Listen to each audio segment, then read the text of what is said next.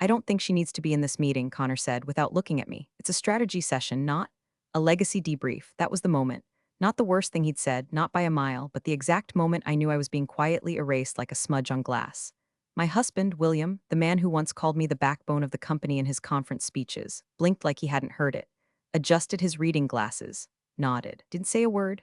I capped my pen, closed my notepad, leather-bound, full of annotations for vendor risk assessments and loan compliance timelines, and walked out of the glass-walled boardroom without a sound. Just the soft pad of my heels across the carpet and the subtle click of the door. People love a messy exit. They expect yelling, a thrown stapler, tears, something they can quote at lunch. But I've found the silence lasts longer. And hey, while I've still got your attention, if you like stories where karma doesn't knock, it invoices, you might want to subscribe and hit that like button. It really helps our team keep bringing you stories where the quiet ones bite last. Anyway, it had started gradually. William and I built the business out of a half-renovated garage. I ran vendor relationships, wrote our first checks, wrangled early tax filings, and designed our entire invoicing system from a spreadsheet and 3 hours of YouTube tutorials. He was the face, I was the infrastructure. And that balance worked for a while, until the face got older and the infrastructure didn't wear designer shoes. When Connor returned from his MBA program, some expensive East Coast institute with a Latin motto and a quarterly newsletter for alumni who still call their mother's mother, came with a click-click PowerPoint and a whiteboard full of buzzwords. Disruption, digitization, lean transformation. He used verticalize as a verb, said I was too anecdotal in my data reviews. The first thing he did was change our org chart. My role shifted from executive financial coordinator to advisor to the CEO. Then he shortened it to just advisor. Then my name disappeared altogether. I should have pushed back. But William said, let him try. You know how these kids are, he's just eager. Eager, like a crow picking at bones. The second thing Connor did was freeze me out of all budgetary reviews. Finance is moving to a real-time dashboard, he said with a smirk, not post-it notes and spreadsheets. Except that dashboard still pulls from the system I built. And those post-it notes? They were budget breakdowns the field guys trusted because I actually went out there. Hard hat, steel-toe boots, and all, and listened. Vendors still emailed me when they didn't get paid on time. One even drove all the way in from Lima to hand me an invoice in person.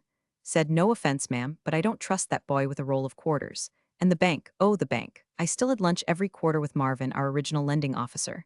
We'd sit at the Courtyard Cafe, he ordered the same Cobb salad every time, and he'd ask how things were running. Not the balance sheet. Running. Like an engine, was it warm? Loud? Smoking? He knew I'd tell the truth. That last lunch, Marvin leaned forward and said, you're still listed as the guarantor on the security covenant, right? I nodded. He exhaled like that meant something to him. Something solid, something dependable. Connor never once asked why we got such favorable loan terms. He thought it was his father's legacy reputation. Not my 20-year spotless credit history. Not my carefully nurtured relationships. Not my name, on the covenant as guarantor to secure that final $3.2 million extension.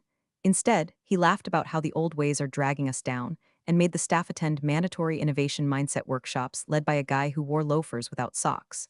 The building changed. So did the air. Connor started talking about IPOs and valuation multiples. William checked out entirely, showed up to the office twice a week, mostly to golf with his cronies or forward articles about AI logistics with subject lines like interesting. I became a ghost, a relic, smiled at politely in hallways, left off the group lunch invites. One day the office manager cheerfully informed me that my parking spot had been reassigned to Connor's dog walker. I kept my head down, kept showing up, kept reconciling expense accounts and correcting vendor overpayments no one else noticed. Until that moment in the meeting. The most valuable contribution you can make is to walk through that door. Connor didn't smirk, he didn't flinch. He said it like he was complimenting me, like it was a damn favor. And William, he just looked at the table, so I walked. But I didn't go home. I went to my office, yes, it still had my name on the door, at least for the day, and opened the fireproof cabinet where I kept our original loan documents. Flipped through until I reached the page I remembered. Clause 14b. My finger stopped on the sentence I'd underlined years ago with a red pen. In the event of removal, resignation, or termination of the named corporate guarantor, lender reserves the right to initiate full call or reassignment of debt within 72 hours. I read it twice. Once as Catherine the wife, once as Catherine the guarantor. Then I closed the folder, locked the cabinet, and exhaled slowly.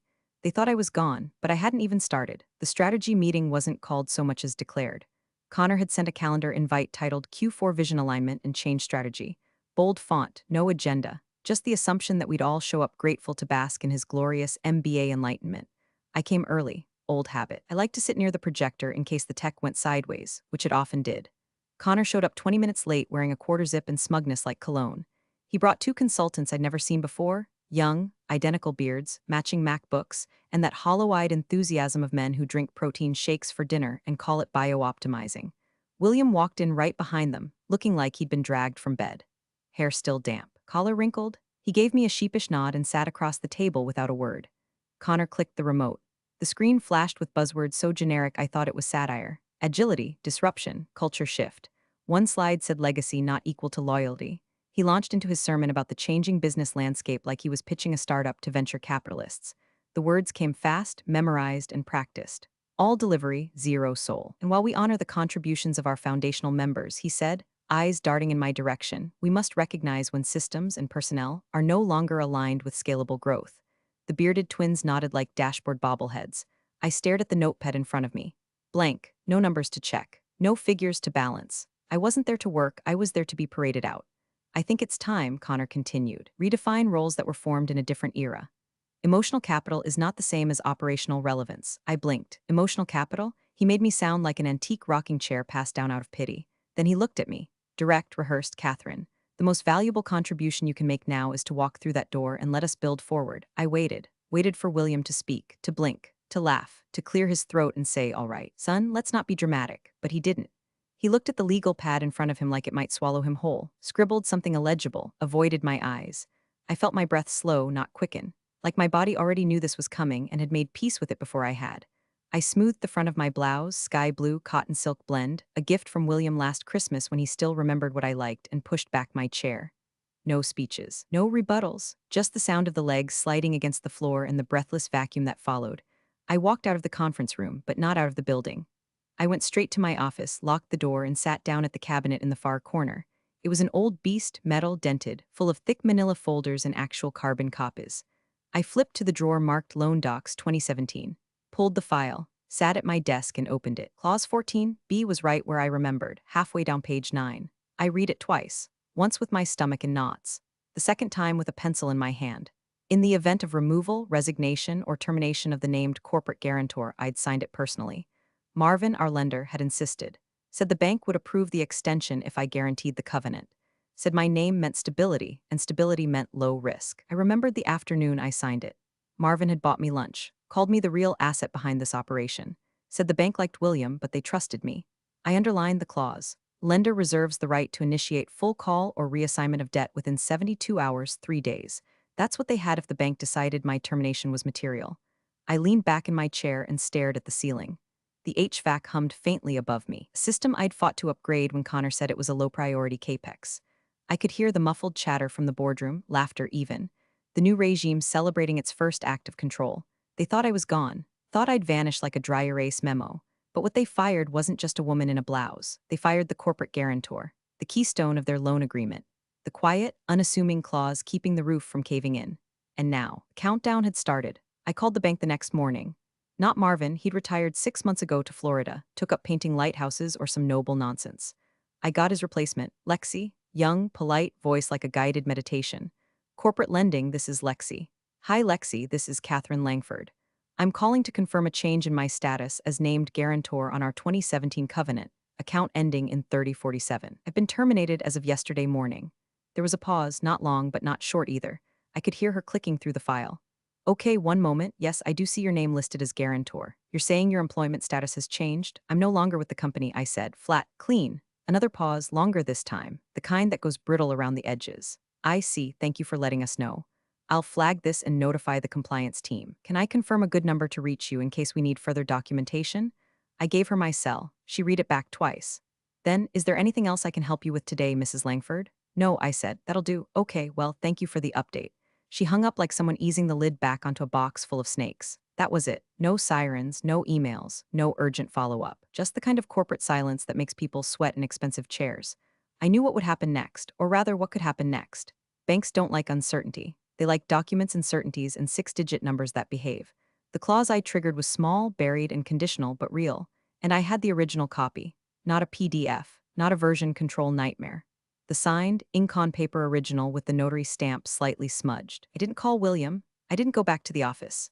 Instead, I did what I've always done when people underestimated me. I went for a walk. poured a black coffee in a travel mug, zipped my coat, and circled the industrial park twice until my feet stopped marching and my mind started moving. Connor, meanwhile, was already playing Empire Builder. That morning, the company's LinkedIn page announced the next phase of corporate evolution. A 5-paragraph post with Connor's face at the top, smiling like he'd invented oxygen. Proud to lead this incredible team into the next chapter. Change is never easy, but true leaders embrace transformation. Exciting innovations ahead. The comments made me ill. So well deserved. Finally, fresh blood, fresh vision. They didn't know that Connor once asked me how to reorder checks. That 3 years ago. He locked himself out of our payroll system for 2 weeks and told HR it was user error, meaning them, not him. They didn't know that he couldn't explain net 30 terms if you handed him a diagram and a puppet show. William, for his part, reposted the announcement with 3 clapping hand emojis. I closed my laptop. I could have screamed, cried, thrown something breakable, but instead I made soup. Lentils and carrots. The kind that takes all day to simmer but tastes like certainty. I was no longer reacting. I was repositioning. There's a difference. I pulled a legal pad from the drawer, labeled the top. Action items, confirm status with Lexi White heavy checkmark, review Covenant White heavy checkmark, reach out to acquisition contact, draft summary of contingency options pending, locate HR removal paperwork public record. Pending, halfway down the page, I stopped. Stared at the line, reach out to acquisition contact. That name had been circling the drain in my head since last week's Chamber of Commerce mixer. I had options, more than they thought, more than I let on. By the time the sun dipped past the pine trees behind our yard, I'd updated my resume, prepared 3 folders of documentation, and reread the covenant again. Just to feel it. Just to remind myself that this wasn't a tantrum, it was leverage. Legal, quiet, written leverage. At exactly 6:47 p.m., my phone buzzed with a notification. Connor had posted a second update. Leadership isn't about titles, it's about choices. Sometimes the hardest decisions are the most necessary. I'm proud of our new path. Attached was a photo of him standing in front of our headquarters, arms folded like he was posing for a box of cereal no one asked for. He thought this was the hard part. He hadn't even begun to imagine how quiet revenge can be, how it doesn't show up in your inbox or knock on your door. It just waits, and then it opens the vault. I met Marvin at a diner just off Route 35, the kind of place where the coffee is burnt and the biscuits taste like regret, but they know how to keep a booth private. He was already there when I walked in, sipping something dark and bitter out of a chipped mug that probably hadn't been washed since Bush was in office. Not that he minded. Marvin was the kind of man who looked like he'd been born old, sloped shoulders, slow blink, tie permanently wrinkled from 40 years of loan approvals and boardroom lies. He stood when he saw me, still a gentleman even in retirement. "Catherine," he said like it was a full sentence. Marvin, we didn't hug, just nodded. 2 people who'd done battle with balance sheets and IRS deadlines and somehow lived to laugh about it. He gestured to the booth. I took the seat that doesn't face the kitchen. I know how you are with distractions. I smiled, slid into the opposite side, and set the folder between us. Thought we were meeting for eggs, he said. We are, I replied. But I need to show you something first. He raised one eyebrow, same way he used to when William pitched expansion plans with no cash flow to back them up. I opened the folder, flipped to the 9th page, and rotated it toward him. Clause 14, subsection B. He adjusted his reading glasses and scanned the line, mouthing the words like an old preacher going over a familiar psalm. In the event of removal, resignation, or termination of the named corporate guarantor, his finger followed the sentence. Lender reserves the right to initiate full call or reassignment of debt within 72 hours. He leaned back. The booth creaked like it might give out beneath him. You're telling me this clause got triggered? He asked, voice low, steady. I folded my hands and looked him dead in the eye. Yesterday morning, Jesus, he muttered. What the hell happened? I shrugged. Connor happened. Vision boards and legacy cleansing. You know the type. Marvin exhaled, long and slow. You always were the reason we approved that extension. I told my risk guys, I don't care how many trophies Williams got on his shelf. Catherine's the one who knows where every penny goes. You had credibility. I nodded. Still do. And now apparently leverage. He picked up the paper again. They really let you go. Connor told me my most valuable contribution would be to walk out the door, so I did. He laughed, dry and sharp, and William sat there like his backbone had gone on vacation. Marvin whistled through his teeth. That clause wasn't just for show. You signed as guarantor, not just co-founder. That triggers a compliance event even if the firm doesn't realize it yet. Oh, I said, smiling thinly, they don't. He looked up from the document, a strange glint in his eye, not quite admiration, more like confirmation. You here to nuke them, Catherine? No, not yet. Marvin raised his eyebrows. I'm here to understand my options, and yours. He leaned forward, elbows on the table, suddenly more engaged than I'd seen him in years. We're talking full reassignment? I know you're not their officer anymore, Marvin, but you still have contacts, relationships, influence. If this goes to compliance escalation, it will, he interrupted. Then I'd like a say in where the pieces fall. He tapped the page with one finger. And if they scramble to fix it, find out HR processed me as a full termination. Filed it in payroll, submitted to insurance, it's official, they just don't know the cost yet. Marvin shook his head slowly. You always played long ball. I took a sip of coffee. It was awful, exactly as expected. I just don't like being underestimated, I said. World's full of men who think silence means surrender, he replied, but you've always been surgical. I passed him a second folder. Slimmer, neater. That's a proposal. If the reassignment moves forward, I've identified a buyer who's ready to assume debt and key assets. Clean transition, no job losses, leadership continuity. Marvin flipped through it, grunted, You? I didn't answer. He set it down and gave me a long, appraising look. They won't see this coming. They didn't see me while I was there. He gave a low chuckle, slid the folders back. You sure you don't want eggs? I'm sure, I said, but I'll take one of those sad biscuits. He waved the waitress over with 2 fingers. As she poured him a refill, Marvin looked back at me. You know, when I drafted that clause back in 17, I thought maybe it'd just be belt and suspenders legalese. It was, I said, until they cut the belt. He laughed again, but softer this time. Damn fools. Outside, the parking lot was half frozen. A winter sun tried to shine, but never quite broke through the cloud cover. As we left the diner, Marvin held the door for me and said, You don't need to nuke them, Catherine. I know. You just need to let gravity do the work. The press conference was held in the company atrium, just below the glass catwalk I helped design back when the firm had exactly 6 employees and a $17,000 budget. Now it was draped in branded banners, full of staged enthusiasm and color-coordinated interns pretending to look busy. Connor stood at the podium like a boy playing CEO in his dad's suit, flanked by consultants who looked like they'd been Xeroxed out of a pitch deck. We are entering a bold, data-driven era, he announced, hands clasped like he was receiving communion. And while we appreciate the contributions of those who came before, we refuse to be shackled by legacy systems, legacy habits, or legacy mindsets. Polite laughter. Starting today, he continued, we're overhauling our financial operations. Full automation, real-time insights, no more hand-holding, no more anecdotal analysis, just performance.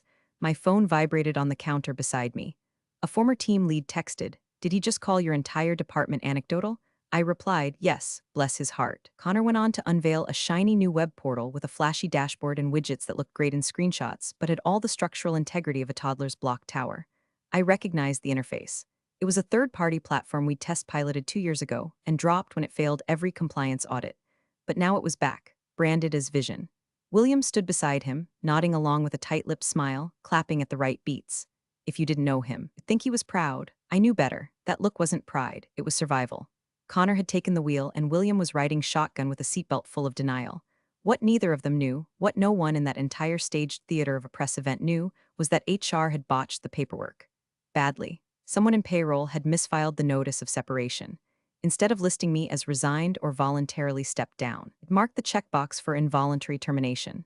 Full stop. Flagged for benefit cessation, COBRA transition, and internal audit review. I knew because I requested a copy through an old contact in operations. It arrived in my inbox at 3:12 a.m., sandwiched between a Walgreens coupon and a spam email about senior dating near you. I didn't forward it to the bank. Not yet. I was waiting. Instead, I focused on my 2 folders. The first was already half complete, documents for the bank. The covenant clause, my signed termination notice, internal HR documentation, a copy of my guarantor agreement, and the original loan schedule showing my name in ink. I tabbed the page with the clause in red, highlighted for the compliance officer who'd be reviewing it once it landed on their desk. The second folder was more delicate, a proposal draft, confidential, for private acquisition group headquartered just 3 cities away. We'd crossed paths at a Chamber of Commerce roundtable months back. At the time, they'd expressed mild interest in forming a partnership. I'd politely declined. Now I was politely circling back. The proposal included a clean handover of client lists, active project forecasts, vendor contacts, and critically, a plan for asset assumption tied directly to the outstanding debt. It wouldn't just be buying equipment or goodwill. They'd be absorbing the very thing Connor didn't understand, trust. The trust of the bank, the vendors, the team, all the things you can't put in a spreadsheet or wrap in a KPI. And I would run it, not out of vengeance, out of muscle memory. That night, while the company's official Instagram page posted a filtered shot of Connor shaking hands with a software partner, exciting collab incoming, I was on a Zoom call with the acquisition group's head of corporate strategy, walking him through the fine print of our existing lender agreement. Do you foresee any resistance from the existing leadership? He asked, sipping tea from a University of Michigan mug. No, I said. They won't even understand what's happening until after it's over. He raised an eyebrow. And you're confident the bank will trigger the clause? They don't need to, I said. They just need to read it. He nodded slowly. All right then. Send the final documents when you're ready. I clicked off the call and sat back. In another tab, Connor's smiling face beamed beneath a headline: Langford Industries enters its next chapter. They always love using words like chapter and journey, like business is a children's book and not a live grenade. I opened the acquisition folder one more time, triple-checked the dates, cross-verified the debt ratio, labeled the file transition draft K Langford PDF, and saved it to a clean, private drive. Then I opened my calendar. The bank's reassessment window would hit in 48 hours. I didn't need to chase them. I just needed to be ready when they called. The call came in at 7:42 a.m., just as Connor was finishing his pre-office ritual of iced coffee, podcast buzzwords, and mirror pep talks. The receptionist buzzed his line twice, and when he finally picked up, her voice was tight. Connor, it's a formal request from Langford's lender. They've asked for an emergency meeting, in person, this morning. He rolled his eyes so hard it probably gave him whiplash. Tell M we're busy. They can email if it's important. They said it is important, she replied. They used the phrase breach of covenant. That gave him half a pause, just long enough to furrow his brow before brushing it off. It's probably compliance nonsense, he said, not knowing that phrase would age like unrefrigerated shrimp. Just scare tactics. They do this when they want to push an audit. 10 minutes later, the CEO's office phone rang. William answered groggily. He was still recovering from one of his late working dinners, which, based on his Uber history, had ended at a steakhouse bar with 2 Manhattans and a migraine. Yes, this is William Langford. This is Peter Shelton from Bank Security Compliance. We're calling regarding a possible material disclosure failure related to your current operating agreement. We'd like to meet with you and your executive team today. In person, boardroom, William sat up. Material failure? Yes, sir. And possibly a breach of covenant under Clause 14B. We'll be arriving at 10:30. He didn't ask which clause. He didn't even pretend to remember the numbers. He just said, "We'll be ready," and hung up like the air had just been sucked from the room. He called Connor immediately. They said, "What?" Connor laughed, chewing on a protein bar. "Come on, Dad. You really think this is anything more than procedural ass covering?" "I don't know," William said, rubbing his temples. "They mentioned covenant terms, disclosure, something about Clause 14. Connor waved it off. "We'll show up, we'll smile, we'll nod, and we'll tell them everything's fine. No one's breached anything. We're golden." He didn't mention my name once. At 10:15 a.m., the company boardroom was a fishbowl of anxiety. Legal was there. The CFO was there. A junior HR rep hovered nervously by the espresso machine, clutching a file she'd printed an hour ago and hadn't dared to read. William paced. Connor rehearsed opening lines in his head, lines like we're committed to transparency, and we believe in proactive engagement. The doors opened at 10:32. 3 people walked in: a senior bank compliance officer in a navy suit, a middle-aged lawyer with a soft briefcase, and someone who looked suspiciously like an analyst fresh out of Wharton. They didn't sit right away. They placed a single thick folder on the table, face down. Connor stood to greet them. "Gentlemen, thanks for coming in. We're excited to. Where is Catherine Langford?" The compliance officer interrupted. Connor blinked. "She's no longer with the company. She stepped down last week." The compliance officer tilted his head like a confused terrier. "She stepped down?" "Yes," Connor said, voluntarily. The officer flipped open the folder, revealing a stamped copy of my HR separation notice, the one with the little black check mark next to involuntary termination. William looked down at it and paled. His hand hovered over his coffee cup like he'd forgotten what it was for. "I believe," said the lawyer calmly, "this is classified under your own internal documentation as an executive-level involuntary termination. Would you agree?" Connor opened his mouth, closed it, then said, "Look, it wasn't meant that way. It was symbolic. She was no longer a necessary. She was the named corporate guarantor," the compliance officer said, voice now low and pointed. "Clause 14B of your lending agreement gives us the right to initiate a full reassessment, potentially a full call within 72 hours of that termination." You could hear the air conditioning hum. You could hear someone's stomach growl. You could not hear anyone breathing. The junior HR rep looked like she wanted to melt into the carpet. Connor's smile faltered. "Wait, you're serious? We're not in breach. I mean, she didn't do anything. She just left." William turned to him slowly, voice hoarse. "You fired her. Technically, you processed it as a termination. Lawyer said, you notified your insurer. You filed COBRA paperwork. You notified payroll. You did everything that constitutes material severance of a principal party." Connor looked at his father, suddenly less like a CEO and more like a kid who dropped his dad's drill in the lake. "I didn't think it would matter." The compliance officer raised an eyebrow. "You didn't think it would matter who your guarantor was on a 7-figure line of credit?" Connor glanced around the table. Searching for allies, legal was frozen. The CFO was white as a file cabinet. Then the final shoe dropped. The door opened behind them. I was already seated, at the far end of the boardroom where the light fell perfectly across the table. I'd gotten in early, used my old access code before they thought to revoke it. The compliance officer smiled when he saw me. "Ah, Mrs. Langford, thank you for joining us. We've reviewed the original documents you submitted. They were illuminating." Connor stared at me like I was a ghost. William just whispered, "Catherine." I gave them both a nod. Don't worry, I said. I'm just here to observe, and maybe, just maybe, watch the whole damn ceiling start to crack. The documents made a sound when they hit the table, a heavy final sort of thud, not loud but with the weight of inevitability. The kind of sound that says, you don't walk this back. The banker, Peter Shelton, lead officer of commercial risk management, smoothed the top page with one palm. His legal counsel, a thin man in a charcoal suit with eyes like wet granite, stood behind him, silent but visibly bristling. They didn't sit right away. They wanted everyone to squirm, and it worked. I sat at the end of the table, hands folded neatly, expression neutral. The same way I'd sat through 3 decades of board meetings, budget wars, and Connor's painfully overwrought strategy presentations. Only now I wasn't part of the company. I was just the match with a memory. Shelton cleared his throat. I'm going to read directly from the lending agreement executed between Langford Industries and Union Capital, dated March 9, 2017. Article Roman 4, Covenant Obligations. Clause 14, subsection B. He looked around to make sure everyone was paying attention.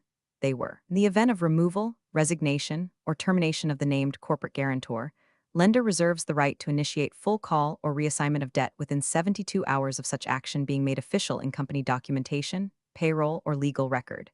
You could hear the hum of the fluorescent lights, the stretch of leather as someone shifted in their chair. He continued. In the above event, all outstanding loan privileges, discounts, and revolving credit limits shall be suspended pending review. Connor's mouth opened, closed, and opened again. It wasn't really. Shelton turned to him with a look that could strip paint. Let me ask plainly, who authorized the termination of Catherine Langford? Connor glanced at William. William's eyes were fixed on the document like it had grown fangs. I did, Connor said, but it was more of a symbolic shift, a gesture. She wasn't actively contributing to the day-to-day, and we were just trying to modernize the org chart. Clean up roles. Symbolic? Shelton asked, raising a brow. So the COBRA notice you sent to your insurer was symbolic. The HR code marked involuntary termination? The payroll shutdown? The access revocation? Connor swallowed. Loudly. I mean yes, but we didn't mean you filed it, the lawyer said, finally speaking. His voice was clipped and cold. Meaning you enacted it. Intent is irrelevant. The documents are official. The records are time-stamped. The clause is triggered. He opened his briefcase and slid 3 stamped copies of the termination notice across the table. Effective 9:41 a.m. on Tuesday, Catherine Langford was no longer legally affiliated with this company. William reached for one of the pages, but his hand was shaking so badly that it took him 2 tries to get a grip. He looked up at me. Eyes red, why didn't you tell me? I did, I said quietly. Years ago, when we signed the covenant, you just weren't listening. Connor turned toward me now, his voice rising in panic. You set us up. No, I said, calm as a sunrise. You set yourself up. I just didn't stop you. Shelton leaned forward. We are formally notifying Langford Industries that your current credit facilities are suspended pending compliance review. Unless an alternate guarantor can be approved and the covenant renegotiated within 48 hours, all obligations will be due in full. Connor stood up so fast his chair tipped and hit the wall. This is ridiculous. We're in the middle of a restructure. We're innovating. We've got contracts lined up. We're not some fly-by-night operation. You're a company in breach, the lawyer replied flatly. You can call it innovation. We call it exposure.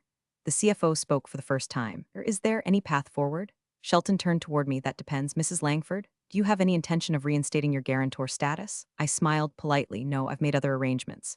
Connor looked like he was about to cry. William stared at the table like it might collapse under him. Shelton nodded. Then we proceed as outlined. He stood. You'll receive formal notice within the hour. I suggest you start preparing your board for the implications. This isn't a small oversight. It's a violation with consequences. And just like that, they began to pack up. Connor turned toward me frantic. You're blowing up everything. You built this too. You're going to destroy what you helped make. I didn't destroy anything, I said, standing slowly. I simply stopped holding it together. I picked up my folder and walked toward the door. Behind me, I heard William mutter something under his breath, and the only word I caught was my name. Peter Shelton didn't raise his voice. That was the thing. No theatrics, no pounding the table. Just calm, institutional bloodletting, like a doctor explaining how much time is left on a terminal clock. You have 48 hours, he said, glancing once more at the covenant, to either repay the full balance, $3.2 million principal, plus interest and fees, or transfer the debt to a qualifying guarantor approved by Union Capital's compliance office. Connor looked like he'd swallowed battery acid.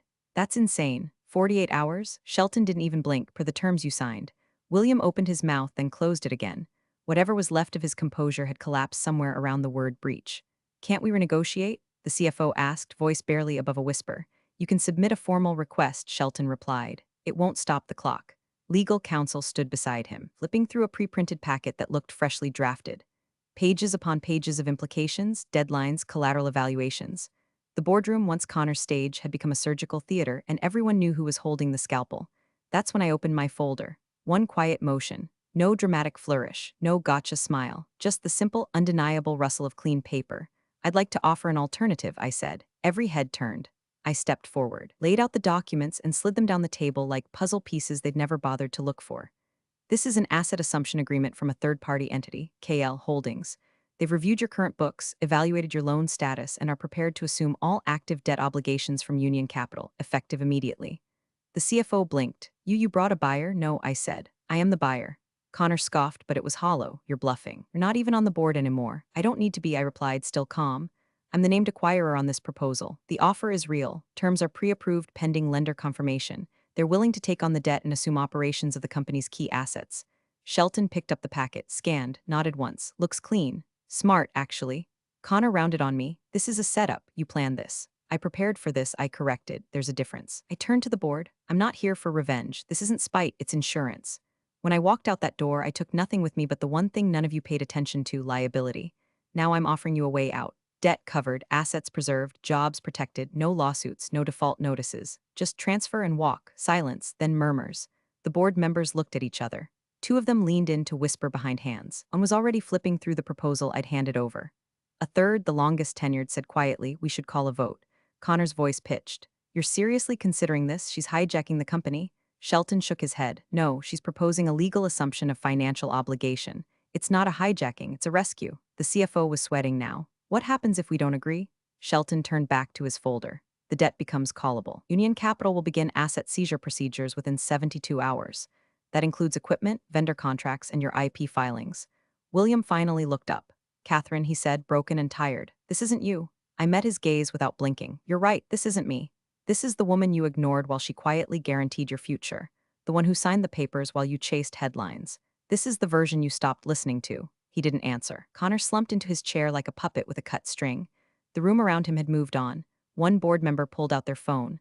Another requested a sidebar. The unraveling had started. I didn't gloat. I didn't smirk. I didn't twist the knife, because this wasn't about pain. It was about precision. Shelton gathered his things. "We'll await your decision by close of business tomorrow. If we don't hear from you, the offer from Mrs. Langford will move forward." He nodded at me once, respect, not approval, and walked out. I collected my folder, slid the remaining documents back inside, and stood. As I reached the door, I paused. "You all saw me as the soft one," I said, "the silent one. But I was the signature at the bottom of the page. And that signature always had terms. Then I left. No applause needed." Connor tried one last time to reclaim the room. "This isn't final," he said, voice cracking under the weight of everything he didn't understand. We can challenge this. We can renegotiate with the bank. There are clauses, other clauses, but no one was listening. Not the CFO, who was already on the phone with his personal attorney. Not the board chair, who stared at the wall like it had personally betrayed him. Not even William, who sat slumped at the head of the table, jaw slack, eyes unfocused, hands curled around nothing. The room didn't even feel like theirs anymore. It felt like a crime scene. Evidence of something butchered, not with violence, but with negligence. The silence was thick, not awkward, not waiting. "Finished." Connor's voice dropped again. He gestured wildly. "She was just my mom." The junior board member looked up, almost confused. She was the guarantor, 4 words, simple, final, the tombstone on his entire reign. The door opened quietly, and Peter Shelton stepped back in. He didn't sit, just walked over to me with a manila envelope in hand. "We've received full documentation," he said. "Your offer has been reviewed and approved. Transition will begin at 10 a.m. tomorrow." He extended his hand. "Mrs. Langford, this concludes our obligations to your former firm. We appreciate your clarity." I shook his hand, firm, dry, absolute. Connor stood again, red-faced, desperate to claw back some illusion of control. "This isn't fair. She didn't even warn us." William finally looked up. His face wasn't angry. It wasn't even hurt. It was small.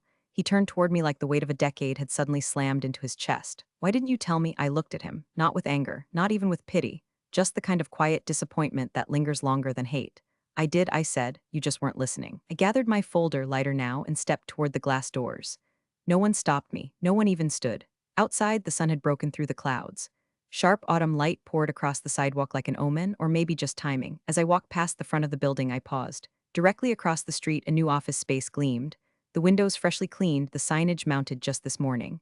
KL Holdings, simple, clean, mine. I watched a technician finish aligning the plaque. He stepped back, nodded, and peeled off the last strip of protective plastic. It glinted for a second in the breeze, then fluttered to the curb like shed skin. I didn't smile. I didn't need to. Because I'd done the hardest thing a woman in silence ever does. I waited, and I used their ignorance like a crowbar. The most valuable contribution I made was staying quiet until it counted. You're the real MVPs of the office jungle. Thanks for watching. Smash that subscribe button, or the coffee pot might just forget your next brew.